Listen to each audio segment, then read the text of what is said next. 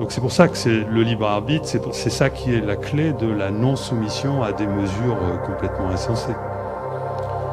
Et donc, à partir de là, on peut envisager avoir une véritable souveraineté à l'extérieur. Parce que si on n'a pas de souveraineté intérieure, toute souveraineté apparemment extérieure est complètement factice.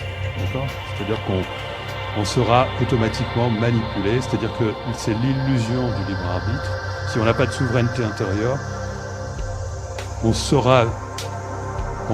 nous dira que nous sommes libres, mais en réalité nous serons soumis à des préceptes, des règlements, des analyses, des intelligences artificielles, en fait tout ce que vous voulez, des décisions soi-disant prises par des groupes très intelligents ou des IA très intelligentes. À un moment donné, on sera obligé de s'y soumettre, parce que si on n'a pas cette information qui nous vient de notre âme et qui nous dit ce qu'on doit faire, qu'est-ce que vous avez d'autre que le recours à l'intelligence supérieure telle qu'elle nous est socialement dictée.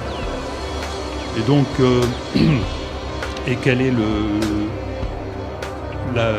est ce qui nous permet d'acquérir une souveraineté extérieure dans la société? C'est la monnaie. C'est pourquoi j'ai presque plus d'amis à flasher. Une remise en question de loyauté.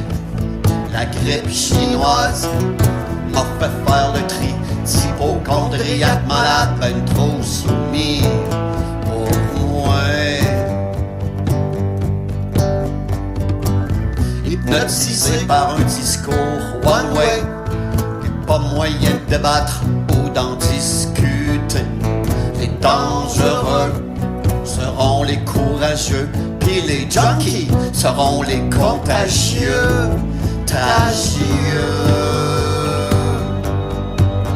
Ils vont t'aimer si tu fermes ta gueule. Elle va t'aimer si qui tu est fermes exclu ta de gueule. Twitter maintenant après avoir suggéré un lien entre le merdouillage et la plante du déni de pustules de banane. Alors que l'être supramental possède la vision parfaite de la totalité, l'être surmental procède par étapes vers la compréhension de lui-même, qui lui ouvrira la porte de sa conscience parfaite. Il faut voir dans l'être surmental une qualité de l'ego suffisamment grande pour le distinguer du reste des hommes, qui sont encore au stage de l'être mental. Cette qualité coïncide avec l'évolution de son être psychique, son âme, sans pour cela lui permettre une intégration totale.